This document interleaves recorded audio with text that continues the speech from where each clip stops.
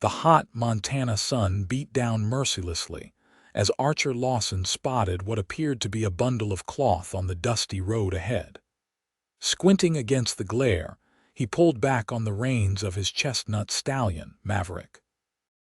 As the horse slowed to a stop, Archer realized with a jolt that the heap beside the road was no discarded blanket but a woman bloody, bruised, and barely conscious.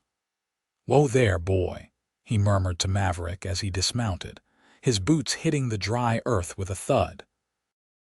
The year was 1878, and the untamed territory of Montana was no place for a lone woman.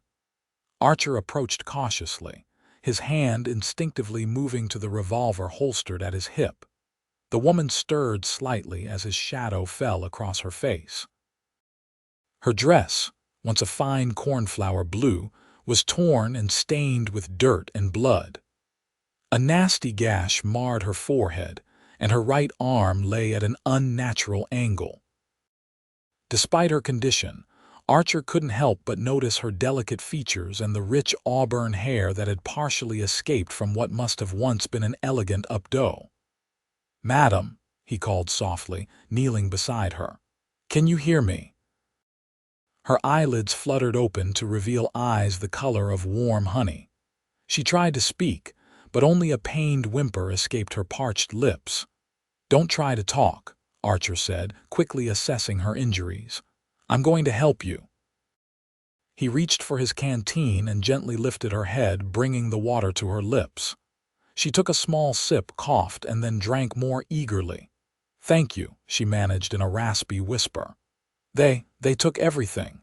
"Who did? Bandits?" Archer asked, his jaw tightening. She nodded weakly. "Stagecoach. Ambushed." Her eyes closed again as pain overwhelmed her. Archer looked down the empty road. No sign of a stagecoach, no bodies, no evidence of an attack. Whoever had done this had taken everything and everyone else, leaving this woman for dead. His blood boiled at the thought.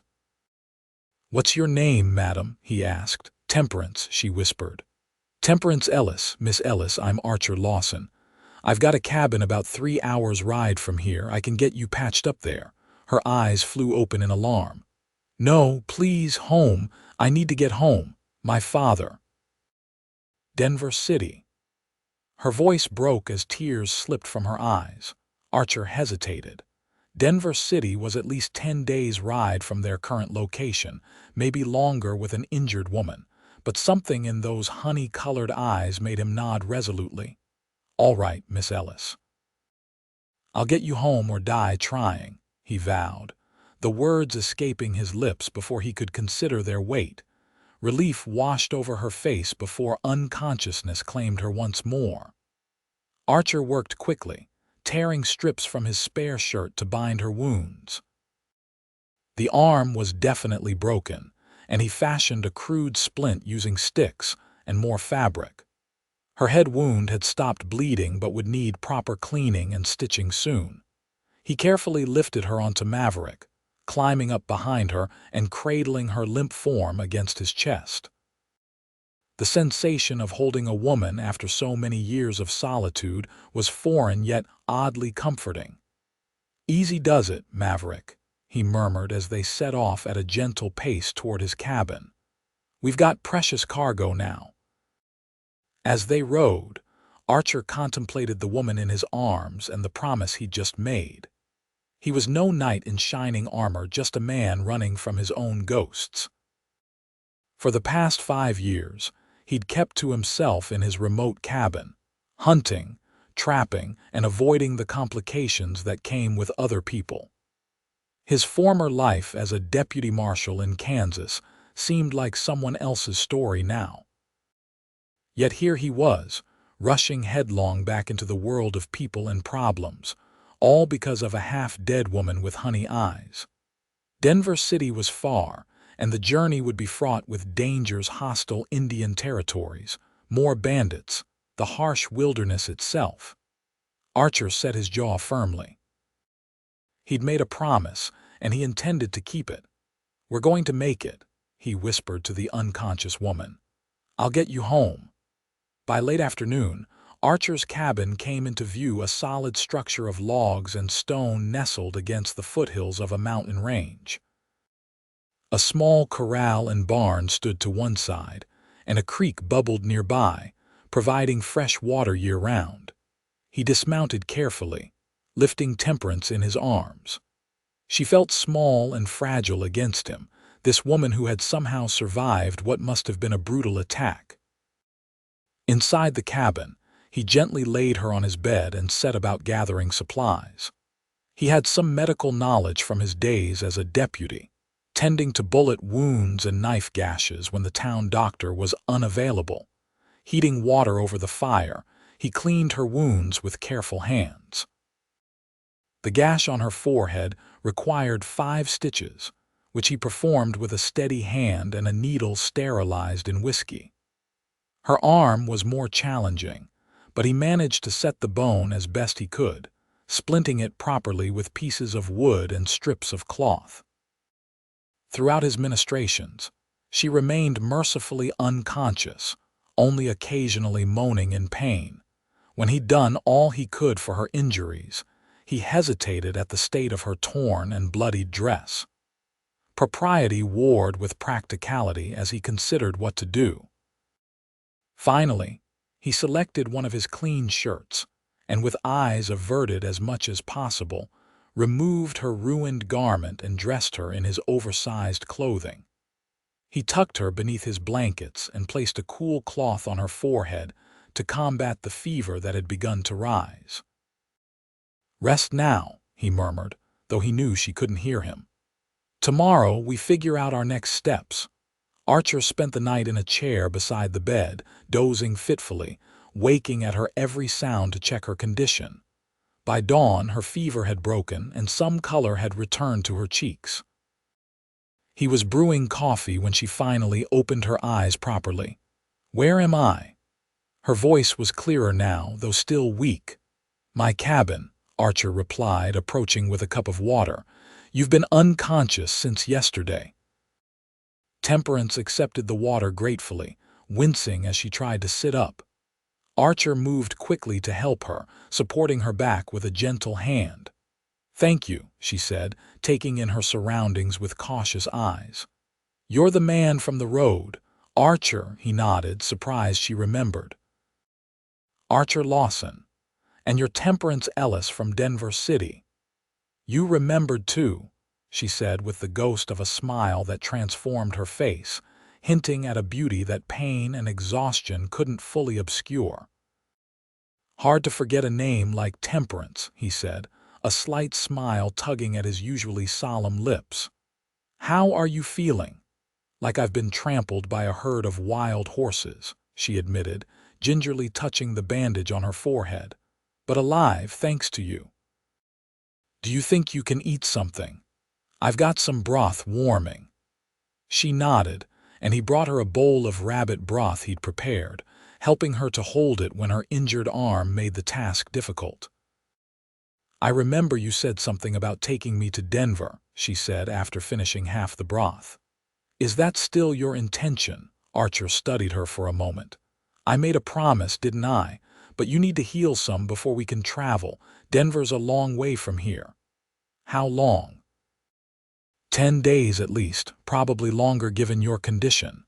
Temperance's face fell. "My father will be frantic with worry. The stagecoach was supposed to arrive in Denver 3 days ago." "Were you traveling alone?" Archer asked, taking the empty bowl from her. She shook her head. "No, I was returning from visiting my aunt in Helena. There were 5 other passengers and the driver. Her voice caught. "The bandits shot the driver immediately. Then they forced everyone off the coach and took all our belongings. When I protested, one of them struck me. That's the last I remember clearly." "They left you for dead," Archer said grimly. "Do you think the others?" "I don't know," she whispered, tears welling in her eyes. "It happened so fast. I heard more gunshots as I fell, but I can't be sure." Archer placed a comforting hand on her uninjured arm. "We can send word to Denver from the next town. There's a settlement about a day's ride from here." "Thank you," Temperance said, meeting his gaze directly for the first time.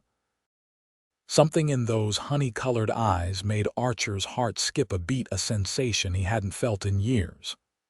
"I have no way to repay your kindness, Mr. Lawson, but I promise my father will compensate you generously when we reach Denver." Archer withdrew his hand, his expression cooling. "I'm not doing this for money, Miss Ellis," she blinked in surprise. "I didn't mean to offend, I don't wish to be a burden." "You're not," he said shortly, rising to his feet. "You should rest more. We can talk about the journey when you're stronger." For the next 3 days, Temperance slept much of the time, her body working hard to heal. Archer hunted, prepared meals, and tended to her wounds with a gentleness that belied his rugged exterior. They spoke little, but he found himself watching her when she slept, wondering about the life she led in Denver City. On the 4th morning, he found her sitting up in bed, attempting to brush her tangled hair with her good hand.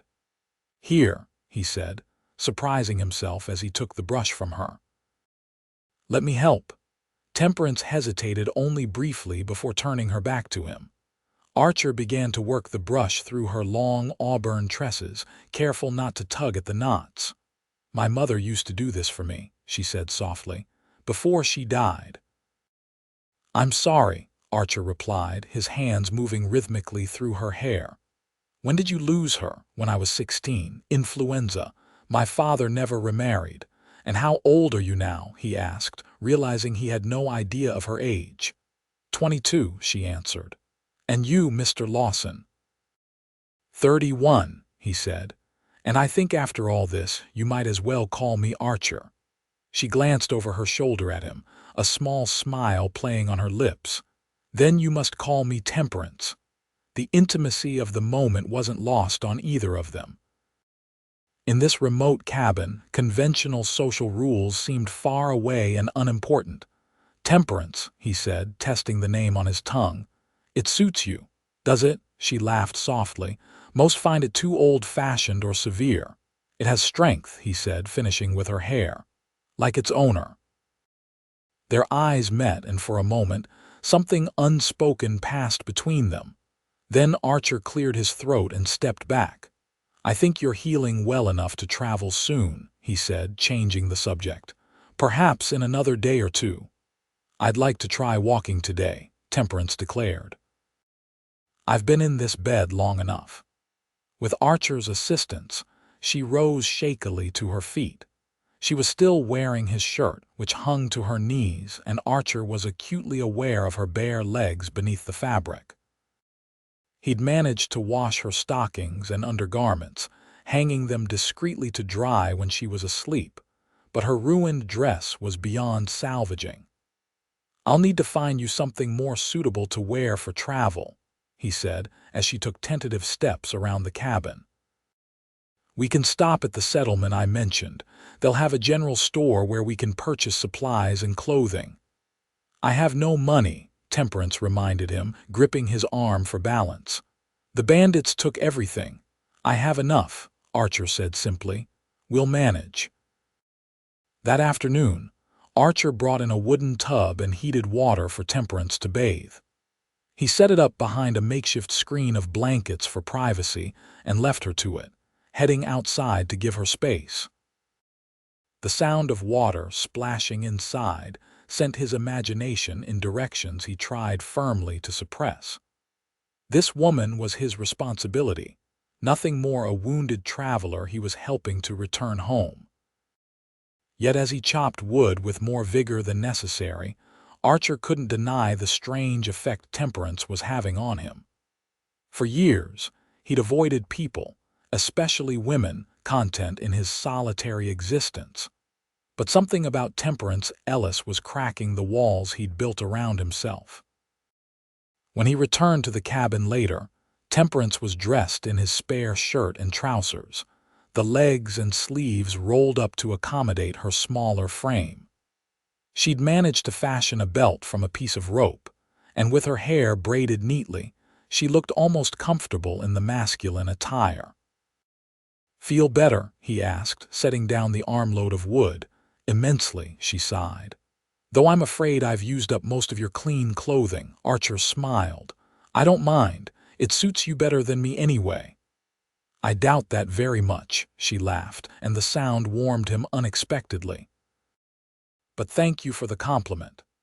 That evening, as they shared a meal of venison stew, Archer finally asked the question that had been nagging at him. What were you doing traveling alone through such dangerous territory? Even with a stagecoach, it's risky for a woman. Temperance set down her spoon, her expression growing serious. My aunt was dying. There wasn't time to arrange a proper escort. My father objected, of course, but I insisted. I made it to Helena in time to say goodbye, at least. I'm sorry for your loss, Archer said sincerely. She nodded in acknowledgement. What about you? What brought you to this isolated place, living alone? Archer was silent for a long moment, considering how much to share. I needed space from people, he finally said. I was a deputy marshal in Dodge City, Kansas. Things happened that made me want to leave that life behind. What things? She asked quietly. Violence, death. His jaw tightened. I killed men. Some deserved it, some I'm not so sure about anymore, and I lost people I cared about. Temperance didn't press, but her eyes held understanding rather than judgment. And has isolation brought you peace? Until I found you bleeding beside the road, he said with a wry smile. But yes, in some ways it has. Will you go back to it? After you've delivered me safely to Denver, the question hung in the air between them. Archer hadn't thought that far ahead. I suppose that's the plan, he said, though the words felt hollow even as he spoke them. The next morning, Temperance insisted she was strong enough to begin their journey. Archer was skeptical but knew they couldn't delay indefinitely. He packed supplies for the trip: food, water, medical provisions, and ammunition for his rifle and revolver. They would need to travel light but be prepared for the challenges ahead. I'll ride behind you, he explained as he helped her onto Maverick. Until we can get a second horse at the settlement. Temperance nodded, wincing slightly as he lifted her by the waist. Her arm was still splinted, but the pain had subsided to a dull ache. Archer swung up behind her, his chest pressed against her back as he reached around her for the reins. Ready? He asked, his breath warm against her ear. Ready, she confirmed, trying to ignore the fluttering in her stomach at his proximity. They set off at a measured pace, the morning sun casting long shadows across the landscape. Temperance was acutely aware of Archer's strong arms on either side of her, of the steady beat of his heart against her back. It was both comforting and disconcerting to be so close to a man who was still largely a stranger, yet one who had saved her life and shown her nothing but kindness. Tell me about Denver, Archer said as they rode, breaking the silence that had stretched between them. Grateful for the distraction, Temperance described her home, a prosperous city growing rapidly with the mining boom, her father's large house on a fashionable street, the society in which she moved as the daughter of a successful banker. It sounds very different from what I'm used to, Archer commented. It can be overwhelming at times, she admitted. The social obligations, the expectations. Sometimes I envy the freedom you must have, living out here on your own terms. Freedom comes with its own price, Archer replied. Loneliness for one. Are you lonely? She asked softly. Archer was quiet for so long that Temperance thought he might not answer. I wasn't, he finally said, until recently. The implication hung in the air between them, unacknowledged but felt by both. By midday, the sun was high and hot. Archer suggested they rest in the shade of a copse of trees near a small stream. He helped Temperance dismount, his hands lingering at her waist a moment longer than necessary before he quickly released her. As they shared a simple meal of jerky and biscuits, Temperance studied him openly. Archer Lawson was a handsome man. though he seemed unaware of it. His features were strong and weathered by the elements' high cheekbones, a straight nose, and a firm jaw darkened by several days' stubble. His eyes, a clear blue like a mountain lake, were his most striking feature, though they often held a wariness that spoke of past hurts. "Is something wrong?" he asked, catching her gaze. Temperance flushed, embarrassed to be caught staring. "No, I was just thinking that I know so little about the man who saved my life." "Not much to know," he said with a shrug. "I was born in Missouri, raised on a small farm, left home at 17 to make my own way. Ended up in law enforcement because I was good with a gun and had a strong sense of right and wrong. Or thought I did." "What changed?" Archer tossed a small stone into the stream, watching the ripples spread. "I watched the line between right and wrong blur, saw how justice could be bent to serve whoever had the most money or influence. The final straw was when I was ordered to evict a family from their land, a widow with 3 small children. The bank claimed they'd defaulted on their loan, but I knew the banker had falsified the documents." "What did you do?" Temperance asked, leaning forward. "I refused the order," Archer said simply. "Got into a fight with another deputy who went to do the job instead, put him in the hospital. After that, I turned in my badge and headed west, been here ever since." "That was brave," Temperance said softly. Archer looked at her sharply. "Most would call it foolish. I threw away my career. You stood up for what was right, even at personal cost. I call that courage." Something shifted in Archer's expression, a softening around the eyes, a relaxing of the perpetual tension in his jaw. "Your father's a banker, you said." Temperance nodded, understanding his unspoken concern. "Yes, but an honest one. He built his business on fair dealings. He taught me that wealth comes with responsibility to those less fortunate." "Sounds like a good man," Archer said. "He is," Temperance agreed. "Though we don't always see eye to eye. He wants me to marry well and settle into a proper society wife's role. I've been resistant. No suitors to your liking in Denver City?" Archer asked with forced casualness. Temperance smiled wryly. "Plenty of suitors. None who see me as anything more than Henry Ellis's daughter and a decorative addition to their household." "Their loss," Archer said quietly, meeting her eyes with an intensity that made her breath catch. They resumed their journey shortly after, riding in a companionable silence that felt more comfortable than before. As the day wore on, Temperance began to tire, the pain in her arm and head returning with increasing intensity. She tried to hide her discomfort, but Archer sensed it anyway.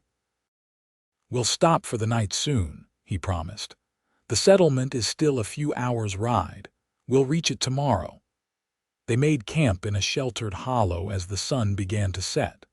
Archer efficiently set up a small fire and laid out bedrolls, his for her and his saddle blanket for himself. He heated a tin of beans and brewed coffee, movements practiced from years of self-reliance. As they sat by the fire eating their simple meal, the vastness of the wilderness around them seemed to draw them closer together. Stars appeared one by one in the darkening sky, brilliant and numerous in a way Temperance had never seen in the city. "It's beautiful," she breathed, gazing upward. "One of the things I love about being out here," Archer admitted. "No lamps to dim the stars, no buildings to block the view." "I understand now why you chose this life," Temperance said. "There's a purity to it." Archer looked at her across the fire, the flames casting golden light across her features. "Most women from your background would find it primitive and harsh." "Perhaps I'm not most women," she replied, holding his gaze steadily. "No," he agreed softly. "You certainly are not." They fell silent, the crackling of the fire and the distant call of a night bird the only sounds breaking the stillness. Temperance felt a strange tension building between them, not uncomfortable, but charged with unspoken possibilities. When it came time to sleep, Archer helped her settle onto the bedroll, making sure her injured arm was properly supported. His fingers brushed against her cheek as he tucked the blanket around her, and Temperance felt a warmth that had nothing to do with the nearby fire. "Get some rest," he said, his voice lower than usual. "We have a long ride tomorrow." "Archer," she called softly as he moved to his own makeshift bed. "Thank you, not just for saving me, but for everything." He nodded once, a small smile touching his lips. "Good night, Temperance." That night, Temperance dreamed of blue eyes and strong hands, of safety found in the arms of a solitary cowboy. When she woke at dawn, she found Archer already up, brewing coffee over a rekindled fire. He looked different, somehow less guarded, more present. "Sleep well?" he asked, handing her a cup of the steaming liquid. "Better than I expected," she admitted, accepting the coffee gratefully. "How much farther to the settlement?" "We should reach it by midday if we make good time," Archer said, packing up their camp with efficient movements. "It's not much, just a trading post, a saloon, and a handful of buildings, but we can get supplies and send a telegram to your father." The prospect of contacting her father should have been a relief, but Temperance felt a strange reluctance. Once they reached the settlement, their journey would become more formal, less the shared adventure of two people thrown together by circumstance, more the proper escort of a lady to her rightful place. They resumed their ride as the sun climbed higher in the sky. Temperance, now more accustomed to riding with Archer, relaxed against him, no longer trying to maintain a proper distance. For his part, Archer seemed to have abandoned some of his earlier reservations, one arm wrapped securely around her waist to keep her steady. "What will you do after Denver?" she asked as they rode through a picturesque valley. "Head back to my cabin, I suppose," he replied, though there was a note of uncertainty in his voice that hadn't been there before. "Return to your solitude." "It's what I know," he said simply. Temperance fell silent, contemplating a future where Archer Lawson faded back into the wilderness, becoming nothing more than a memory. The thought brought an unexpected ache to her chest. By midday, as promised, the settlement came into view, a dusty collection of wooden buildings straddling the trail. A few horses were hitched outside what appeared to be a saloon, and smoke rose from the chimney of a larger building with a sign identifying it as Porter's General Store and Trading Post. As they rode into town, Archer felt Temperance tense against him. He realized suddenly how they must appear a rough-looking man with a woman dressed in men's clothing, riding double on a single horse. The few people on the street stared openly as they passed. "Ignore them," he murmured against her ear. "We'll get what we need and be on our way." They stopped first at the telegraph office, where Temperance composed a message to her father, explaining briefly what had happened and assuring him she was safe and on her way home. The operator eyed them curiously, but asked no questions. At the general store, Archer purchased supplies for their journey: food, ammunition, medical provisions, and most importantly, clothing for Temperance.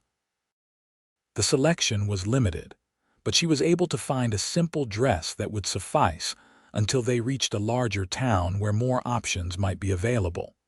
While she changed in a back room of the store, Archer inquired about purchasing a second horse. "Got a nice gentle mare," the storekeeper offered. "Not too young but sound. Would suit the lady well." Archer nodded and paid the man, along with extra for a proper saddle and bridle. By the time Temperance emerged in her new dress, looking more like the society woman she was, he had loaded their supplies onto Maverick and had the mare ready for her. "You bought a horse?" she asked, surprised. "It'll be easier than riding double all the way to Denver," he explained, though in truth he would miss the closeness they had shared. Temperance approached the mare, a dappled gray with gentle eyes. She stroked its nose with her good hand. "She's lovely. But Archer, this must have cost." "Don't worry about the cost," he said firmly. "Consider it part of getting you home safely." They left the settlement behind by mid-afternoon, Temperance now riding beside Archer rather than in front of him. She managed well despite her injured arm, her posture indicating she was no stranger to horseback riding. "My father insisted I learn to ride properly," she explained when he commented on it. "Though he'd probably faint if he saw me riding astride like this rather than side saddle." Archer laughed, a rich sound that Temperance realized she'd heard too rarely in their time together. "You're full of surprises, Temperance Ellis." "As are you, Archer Lawson," she returned with a smile. They made good progress that afternoon, covering several miles before making camp for the night near a small river. As they set up their camp with practiced coordination, Archer found himself watching Temperance with growing admiration. Despite her injuries and the hardships of their journey, she never complained, adapting to their rough travel conditions with remarkable grace. After dinner, they sat side by side on a fallen log, watching the sunset paint the western sky in brilliant hues of orange and pink. The air was cooling, and Temperance shivered slightly in her thin dress. Without hesitation, Archer removed his coat and draped it around her shoulders. "Can't have you catching cold now." "Thank you," she said, pulling the garment closer around her. It smelled of him leather, pine, and something uniquely Archer. "For everything." Their eyes met, and in that moment, the barriers between them, their different backgrounds, the circumstances of their meeting, the temporary nature of their companionship seemed to fall away. Archer's gaze dropped to her lips, and Temperance felt her heart begin to race. Slowly, giving her every chance to pull away, he leaned closer. When his lips finally met hers, the touch was gentle, questioning. Temperance responded with a soft sigh, her uninjured hand coming up to rest against his chest. The kiss deepened, becoming something urgent and necessary. Archer's hand cradled her face with exquisite care, as if she were made of the finest porcelain. When they finally broke apart, both were breathing heavily, eyes wide with surprise at the intensity of what had passed between them. "I shouldn't have done that," Archer said roughly, though he made no move to increase the distance between them. "Why not?" Temperance asked, her voice barely above a whisper. "You're a lady from a good family. I'm just a former lawman living in the wilderness, and you're in my care, which means I should be protecting you, not." "Not what, kissing me?" She smiled softly. "Did I give you any indication that your attention was unwelcome?" "No. But then stop apologizing," she said firmly. "I may be injured, Archer, but I know my own mind, and right now what I want most in this world is for you to kiss me again." He hesitated only briefly before obliging her request, this time with less restraint. His arms encircled her carefully, mindful of her injuries but drawing her closer nonetheless. Temperance felt herself melting against him, all thoughts of propriety forgotten in the warmth of his embrace. When they parted again, Archer pressed his forehead to hers, his eyes closed as if savoring the moment. "This complicates things," he murmured. "Life is complicated," she replied. "That doesn't mean we shouldn't live it." They slept that night beneath the stars, their bedrolls placed close together. Though they did nothing more than share a few more kisses before sleep claimed them, something fundamental had shifted in their relationship. As Archer watched Temperance's peaceful sleeping face, illuminated by moonlight, he realized with startling clarity that returning to his solitary existence after delivering her to Denver might be impossible. The morning dawned clear and cool, promising another beautiful day for travel. As they ate a simple breakfast of cornmeal mush sweetened with the last of Archer's honey, Temperance broached the subject they'd both been avoiding. "We should reach Denver in about a week, assuming good weather and no troubles," she said, watching him carefully. Archer nodded, his expression guarded once more. "That's the plan." "And then," she pressed gently, he sighed, setting down his tin cup. "Temperance, what happened last night it meant something to me, but we need to be realistic. You have a life waiting for you in Denver, a father who loves you, a position in society, suitors who can offer you the kind of life you deserve." "And what kind of life do I deserve, Archer?" she asked, a challenge in her voice. "One where I'm valued primarily as a decorative object and potential mother of heirs, where my thoughts and desires are secondary to maintaining appearances." "That's not what I meant," he said, frustrated. "You deserve comfort, security, all the things I can't provide." "Perhaps you should let me decide what I want," Temperance said quietly, "rather than assuming you know what's best for me." Archer ran a hand through his hair, clearly struggling. "I care for you, Temperance, more than I should after such a short time, but I'm trying to be honorable here." "Honor doesn't require self-sacrifice when there's no need for it," she argued. "At least consider the possibility that there might be a future where we don't have to part ways in Denver." Before he could respond, the sound of approaching horses caught their attention. Archer was on his feet instantly, hand moving to his revolver. "Stay behind me," he ordered, all personal matters forgotten as he positioned himself protectively in front of her. 4 riders appeared over a nearby rise, approaching at a steady pace. They were rough-looking men, trail-worn and heavily armed. Archer's posture tensed as they drew nearer.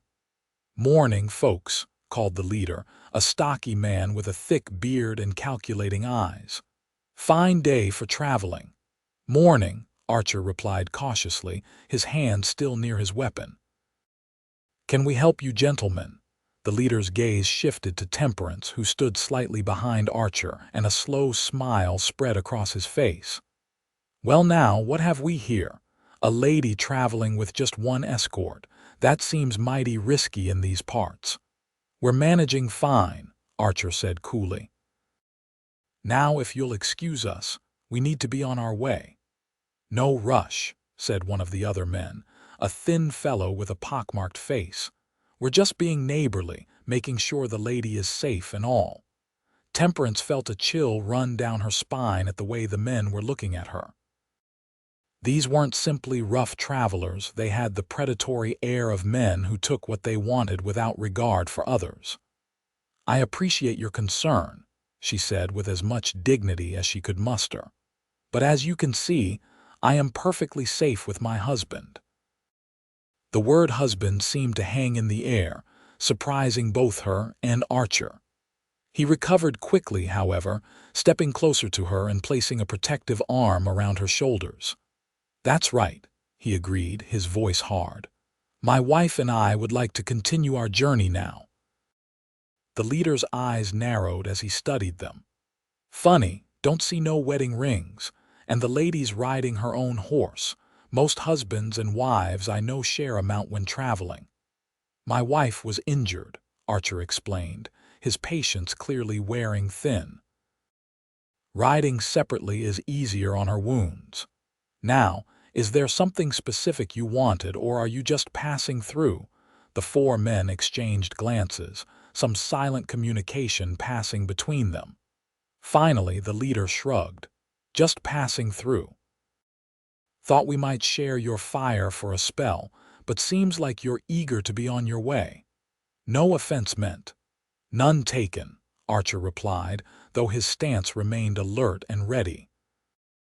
The riders tipped their hats and moved on, but not before the leader gave Temperance one last lingering look that made her skin crawl. Once they were out of earshot, Archer began quickly packing up their camp. "We need to move," he said tersely. "I don't trust them." "You think they might come back?" Temperance asked, helping him as best she could with one arm. Men like that, seeing a woman alone with just one man for protection. Yes, they might come back. He secured their packs to the horses with swift, efficient movements. "I'm sorry about what you had to do back there, claiming we're married." "I'm not," she said firmly. It was the most logical way to discourage them. Archer paused in his work, meeting her eyes with a serious expression. It was quick thinking. "But it also puts us in more danger if they decide to test that claim. We need to be extra vigilant now." They set off at a brisk pace, Archer constantly scanning their surroundings, alert for any sign of the four riders. Temperance matched his urgency, understanding the potential threat without needing it explained further. They rode hard through the morning, stopping only briefly to rest the horses. By early afternoon, Archer finally relaxed somewhat, apparently satisfied they weren't being followed. "I think we're in the clear," he said as they paused by a small stream to water the horses. "But we should make for the next town as quickly as possible. Safety in numbers." Temperance nodded, wincing as she dismounted.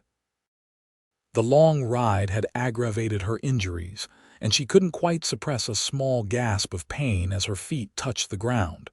Archer was at her side instantly, concern etched on his features. "Your arm." "And my head," she admitted. "The jostling of the ride." Without hesitation, he led her to a shady spot beneath a tree and helped her sit. Kneeling beside her, he gently checked the bandage on her forehead, his touch feather light. "The wound's healing well," he murmured, "but you're pushing yourself too hard. We need to take it easier tomorrow." "We can't afford to slow down if those men might be following us," Temperance argued. Archer's jaw tightened. "Your health comes first. We'll find a safe place to rest properly tonight." Something in his tone brooked no argument, and Temperance found herself nodding in agreement. As he moved to check her splinted arm, his face just inches from hers, the memory of their kisses the night before returned with vivid clarity. "About what I said this morning," she began hesitantly. "About there being a future where we don't part ways in Denver." Archer's hand stilled on her arm. "Temperance, just listen," she pleaded.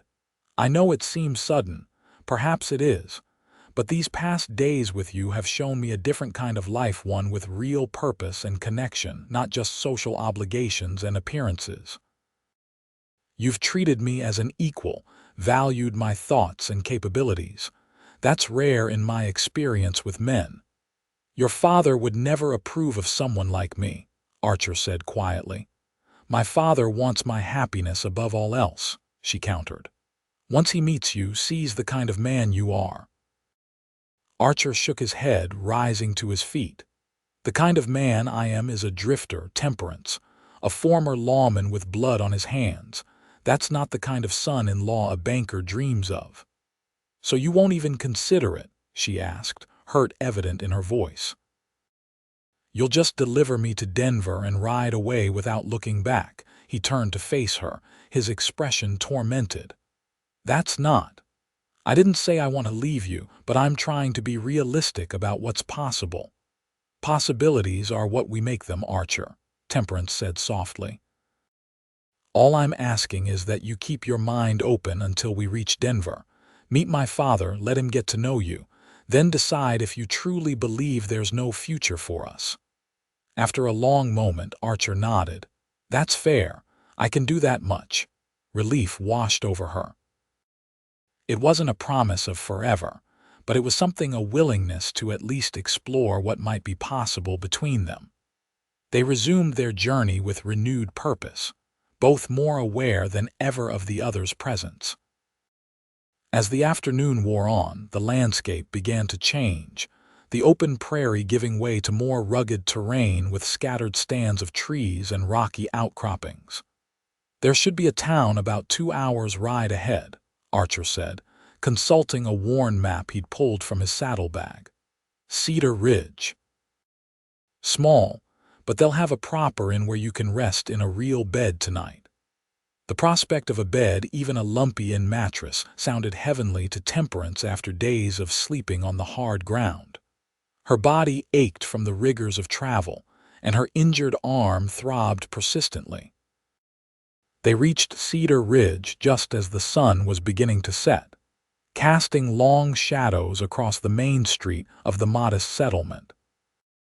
Unlike the previous trading post, this was a proper town, boasting a church, several businesses, and a two-story building with a sign identifying it as the Cedar Ridge Hotel and Dining Room. As they rode down the main street, Temperance was acutely aware of the curious stares from the townspeople. She must have presented a strange sight, a woman in a plain dress that was clearly not her own, arm in a splint, riding alongside a rugged man who looked more wilderness trapper than proper escort. Archer helped her dismount in front of the hotel, his hands lingering at her waist a moment longer than strictly necessary. "Wait here while I arrange for rooms," he said quietly. Temperance nodded, suddenly feeling the full weight of her exhaustion now that they had stopped moving.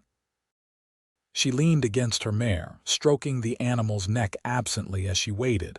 A few minutes later, Archer emerged from the hotel, looking somewhat uncomfortable. "There's a situation," he said under his breath. "They only have one room available." Temperance felt heat rise to her cheeks. "Oh." "I can sleep in the stable," he offered immediately, "or find another arrangement elsewhere in town." She considered for a moment, weighing propriety against practicality. "That's unnecessary," she finally decided. "The room will have a chair, I presume. You can sleep there." Archer raised an eyebrow. "Are you certain? Your reputation is already compromised by traveling alone with you," she pointed out practically. "And I would feel safer with you nearby, especially after our encounter this morning." He nodded, clearly relieved not to have to leave her unprotected. "I registered us as Mr. and Mrs. Lawson," he admitted. "It seemed simpler than explaining our actual situation." "A wise decision," Temperance agreed, ignoring the small thrill that ran through her at being called Mrs. Lawson, even under false pretenses. A stable boy took their horses while Archer carried their supplies into the hotel. The room was simple but clean: a double bed with a patchwork quilt, a washstand with a pitcher and basin, a small table with 2 chairs, and a chest of drawers. A window overlooked the main street, now growing quiet as dusk deepened into night. "I'll fetch water for you to wash," Archer said, setting down their bags. "And see about getting a hot meal sent up. You should rest." "Thank you," Temperance said, sinking gratefully onto the edge of the bed. "But I think I'd prefer to eat in the dining room. After days on the trail, I'd like to sit at a proper table for a meal." Archer hesitated, then nodded.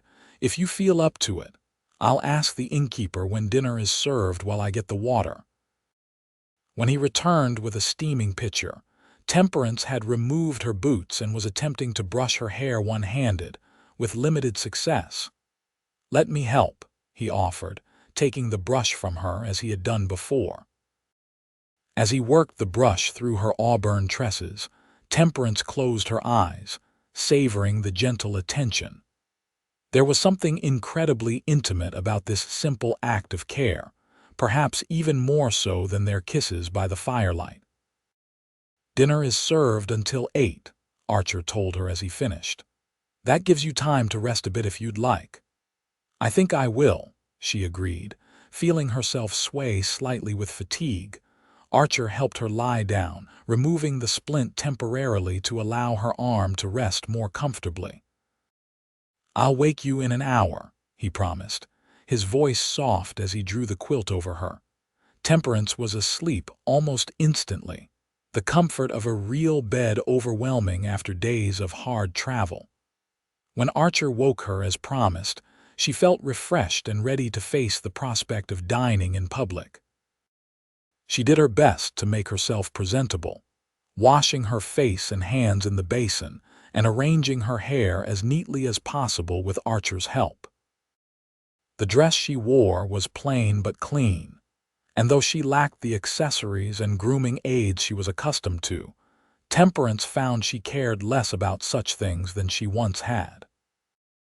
The dining room was half full when they entered, mostly occupied by traveling businessmen and a few local residents. Conversations quieted briefly, as heads turned to observe the newcomers, but soon resumed as Archer led Temperance to a small table in the corner. "Everyone's staring," she whispered as they sat down. "You're the most beautiful woman in the room," Archer replied simply. Of course they're staring.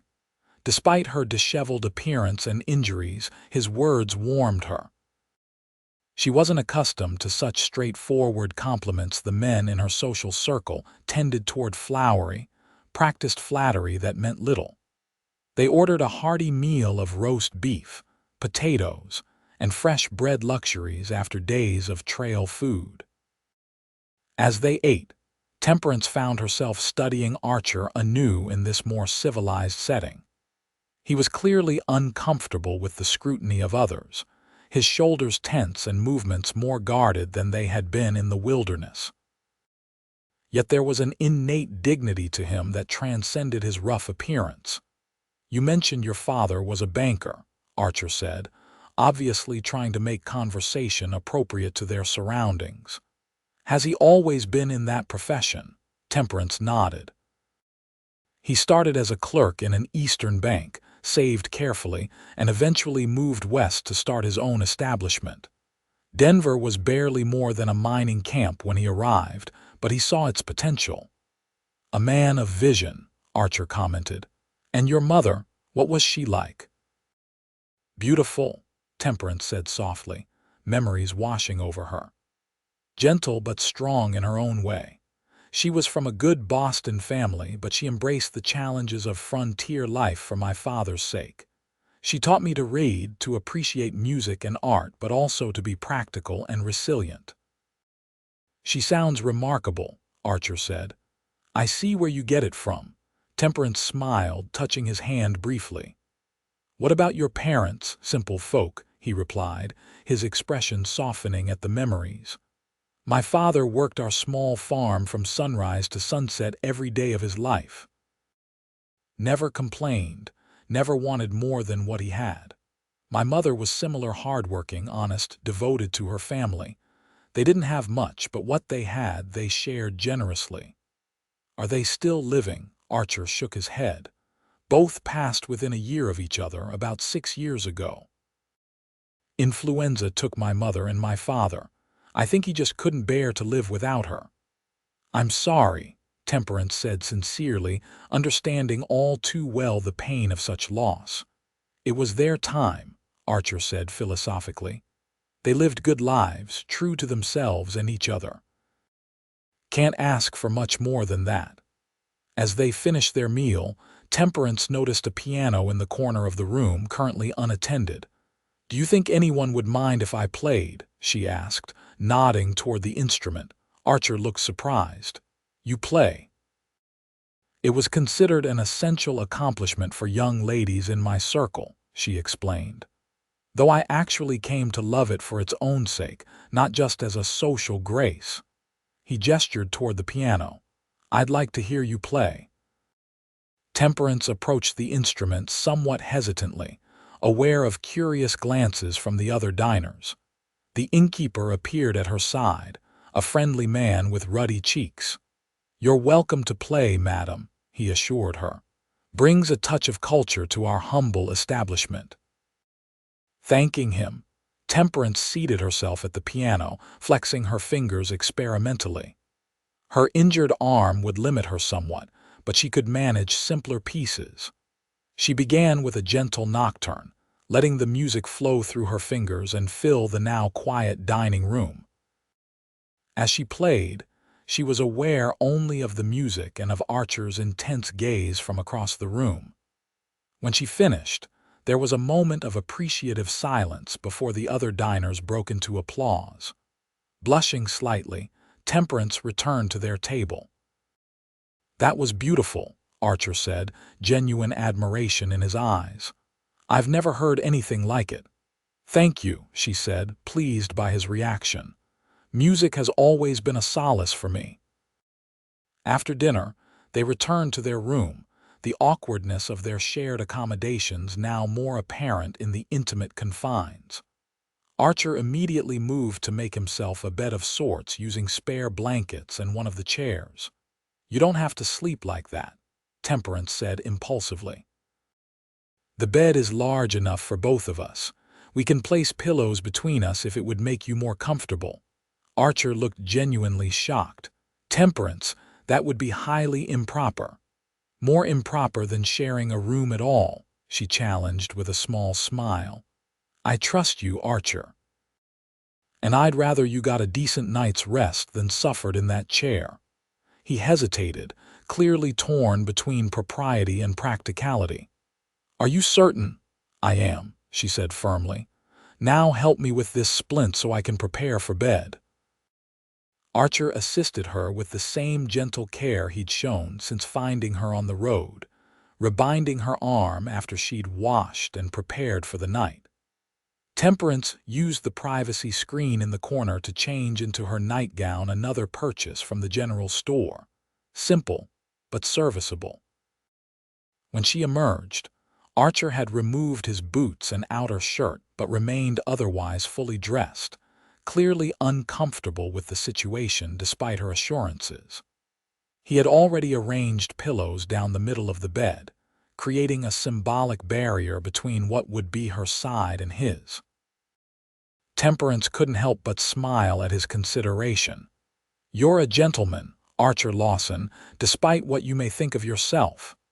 I'm trying to be, he admitted ruefully, though it's not easy with you looking so beautiful in the lamplight. The compliment brought warmth to her cheeks as she slipped beneath the covers on her side of the bed. Archer extinguished the lamp before carefully positioning himself on the far side, maintaining a respectful distance. Good night, Temperance, he said softly into the darkness. Good night, Archer, she replied, suddenly very aware of his presence just inches away. Despite her exhaustion, sleep proved elusive. Temperance was hyperconscious of every movement, every breath from the man beside her. She wondered if he was equally awake, equally aware. Archer, she whispered after several minutes of silence. Are you awake? Yes, came his immediate reply, confirming her suspicion. What will you do if we don't work out? After Denver, I mean. There was a long pause before he answered. I haven't thought that far ahead. Return to my cabin, I suppose. Continue as I was. Would you be happy? She pressed. Truly happy back in your solitude. Another pause, longer this time. I was content before, but now, I'm not sure I could be again, not after knowing you. His honesty touched her deeply. I feel the same, she admitted. The thought of returning to my old life, the endless social rounds, the meaningless conversations, it seems hollow now.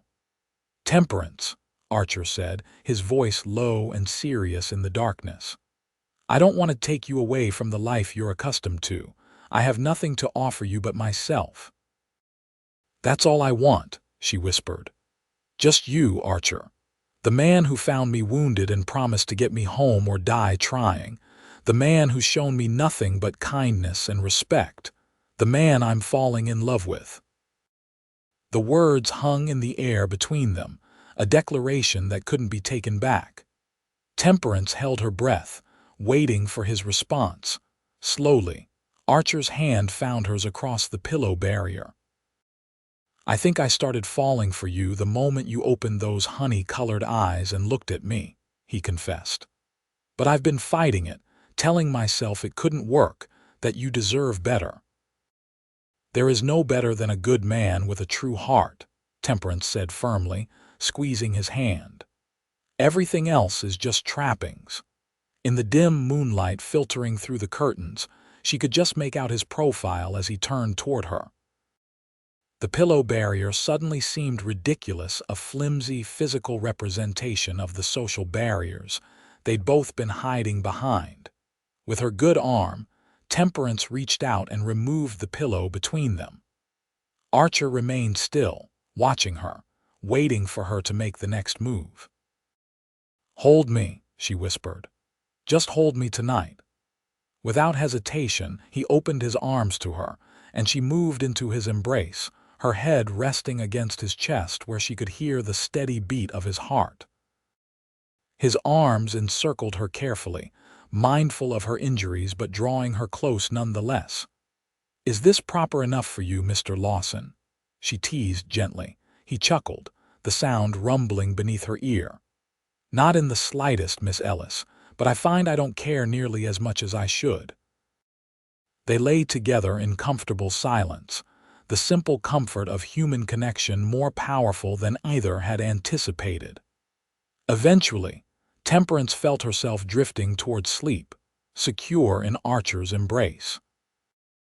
"I love you too," she heard him whisper just before sleep claimed her, the words barely audible but unmistakable in their sincerity. Morning brought with it a new sense of clarity for both of them. As they prepared for the day's journey, there was an ease between them that hadn't existed before, the comfort of two people who had acknowledged their feelings and chosen to face whatever challenges might come together.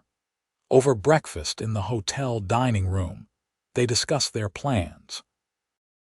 "We should reach Cottonwood Springs by tomorrow evening," Archer said, studying his map.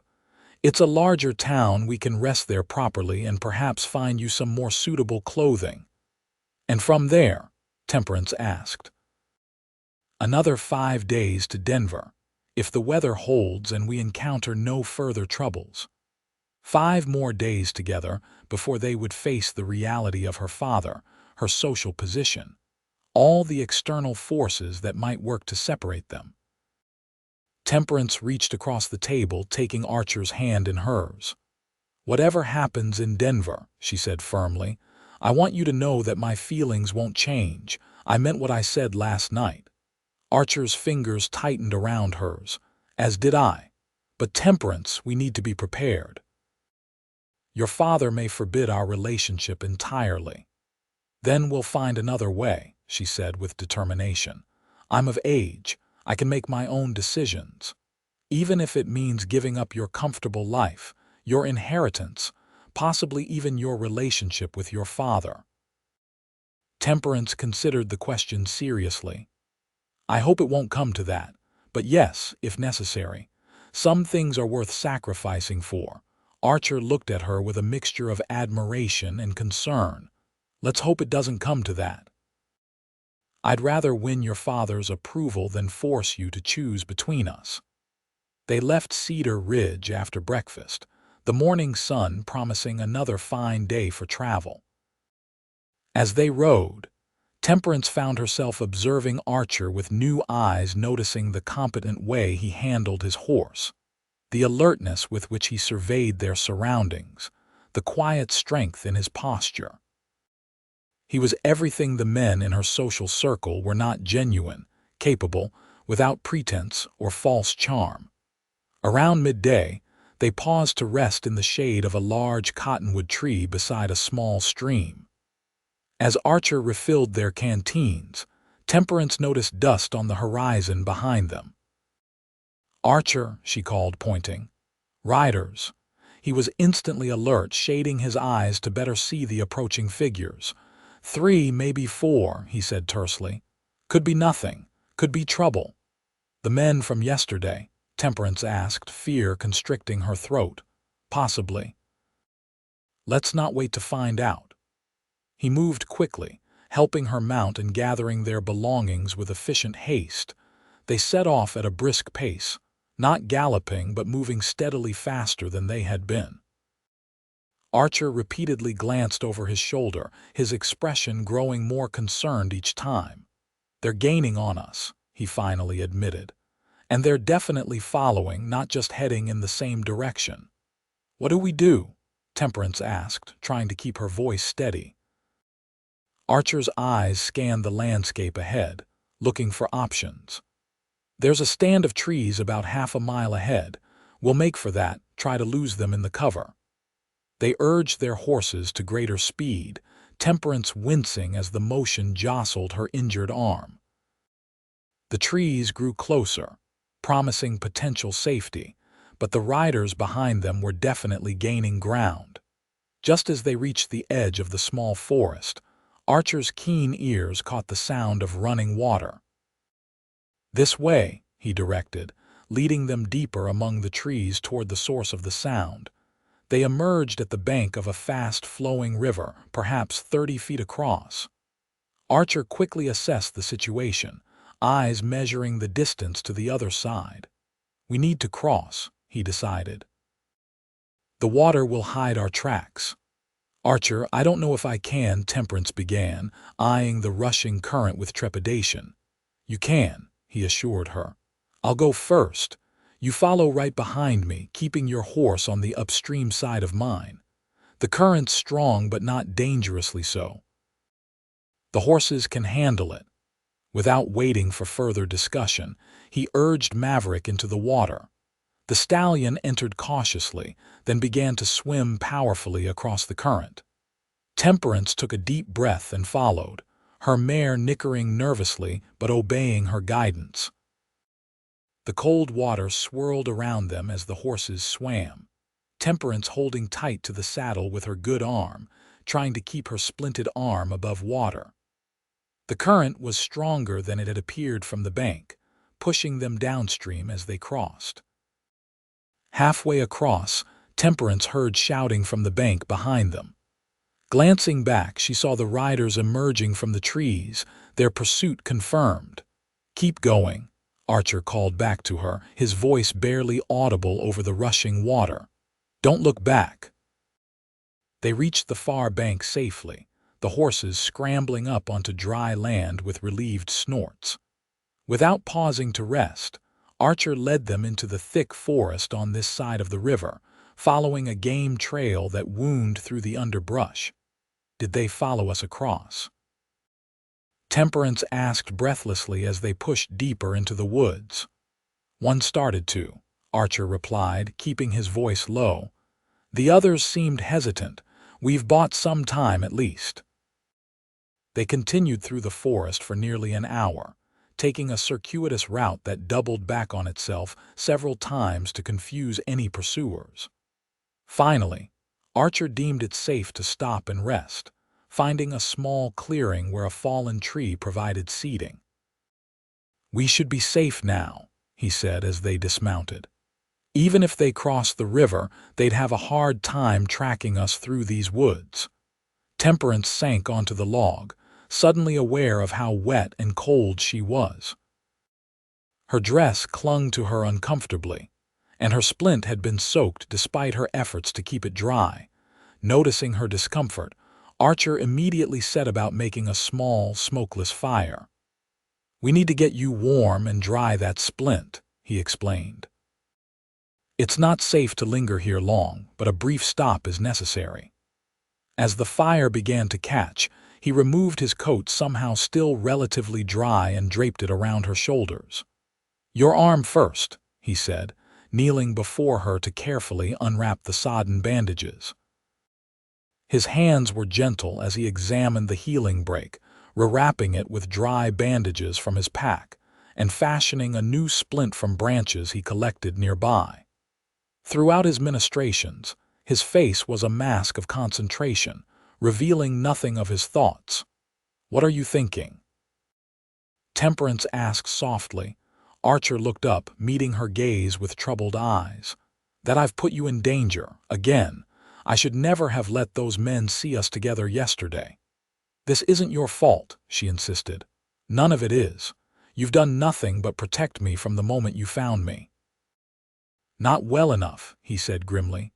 "Those men, I've seen their kind before. They don't give up easily once they've set their sights on something, or someone," Temperance added, understanding dawning. "They're after me specifically, aren't they, not just our supplies or horses?" Archer nodded reluctantly. "I believe so, which means we need to be even more cautious going forward." They rested only long enough for their clothing to partially dry by the fire, then continued their journey, now moving more north than east to throw off any potential pursuers. The detour would add time to their journey to Denver, but safety took precedence over speed. As evening approached, they found a defensible position to make camp, a small, rocky outcropping that provided shelter on 3 sides, leaving only one direction to watch. Archer insisted on taking the first watch, despite Temperance's protests that he needed rest too. "I'll wake you in a few hours," he promised as he helped her settle comfortably on her bedroll. "Try to sleep." Exhaustion soon overcame her anxiety, and Temperance drifted into slumber, the sound of Archer cleaning his revolver the last thing she heard. She woke to his gentle hand on her shoulder, the moon high overhead indicating several hours had passed. "Your turn to rest," she whispered, noting the weariness in his features. "Wake me at the first sign of trouble," he instructed, reluctantly stretching out on his bedroll. "Don't try to handle anything alone." "I won't," she promised, taking his revolver when he offered it to her. "Sleep now." "I'll keep watch." As Archer fell into much-needed slumber, Temperance positioned herself where she could observe the open approach to their campsite. The weight of the revolver was unfamiliar in her hand, but she held it with determination. She would protect Archer as he had protected her, whatever came. The night passed uneventfully, dawn breaking with no sign of their pursuers. They ate a cold breakfast, not risking a fire, and set out once more, continuing their northward detour. "We'll reach Cottonwood Springs by tomorrow now," Archer explained as they rode. "From there, we can send another telegram to your father updating him on our progress and change our route to throw off any pursuit." Temperance nodded, trusting his judgment implicitly. "Do you think they'll keep following us all the way to Denver?" "Not if they're smart," Archer replied. "The closer we get to civilization, the more risks they take by continuing their pursuit, but men like that aren't always rational." The day passed in vigilant travel, both of them scanning the horizon frequently for signs of pursuit. By evening, they had reached rolling hills that provided better cover than the open plains, and Archer selected a well-concealed spot for their camp. As they shared a simple meal of jerky and hardtack, Temperance broached a subject that had been weighing on her mind. "Archer, if we're attacked, I want to be able to defend myself. Will you teach me to shoot?" He looked up in surprise. "You've never fired a weapon before," she shook her head. "My father believes ladies should be protected, not armed." Archer considered her request seriously, then nodded. "It's a good idea, especially given our situation. We'll start tomorrow morning." True to his word, the next day dawned with Archer positioning empty tin cans on a fallen log about 20 paces from where Temperance stood, his revolver heavy in her hands. "Remember what I showed you," he said, standing close behind her. "Brace yourself for the recoil, take a breath and squeeze the trigger gently, don't pull it." Temperance aimed carefully, following his instructions. The revolver kicked against her palm as she fired, the sound deafening in the quiet morning. Her shot went wide, missing the cans entirely. "That's normal," Archer assured her. "Try again. This time, focus on keeping your arm steady." After several attempts, Temperance managed to clip the edge of one can, sending it spinning off the log. The success, minor though it was, filled her with a strange satisfaction. "Good," Archer praised, genuine approval in his voice. "One more time, then we should move on." By mid-morning, they were on their way again, now heading more eastward toward Cottonwood Springs. The landscape was becoming more populated. Occasional farms and ranches dotted the horizon, and they passed several other travelers on the road, exchanging brief greetings. Cottonwood Springs proved to be a substantial town, boasting several streets of businesses, a proper courthouse, and even a small hotel that advertised modern conveniences for the discerning traveler. After their recent experiences, the sight of a thriving, orderly community was deeply reassuring. They secured rooms at the hotel, separate accommodations this time, as the hotel had ample vacancy, and Archer immediately set about arranging for a telegram to be sent to Temperance's father. She composed a brief message explaining the delay in their journey and assuring him of her continued safety. While Archer saw to the horses and procured additional supplies, Temperance visited the town's modiste, where she was able to purchase a ready-made traveling outfit more appropriate to her station than the simple dress from the general store. The proprietress, a friendly woman named Mrs. Holloway, clucked sympathetically over Temperance's injured arm and improvised alterations to accommodate the splint. "My goodness, dear, what an ordeal you've had," she commented as she pinned the sleeve of a serviceable blue traveling dress. "Traveling alone with just one escort. Your husband must be a capable man indeed."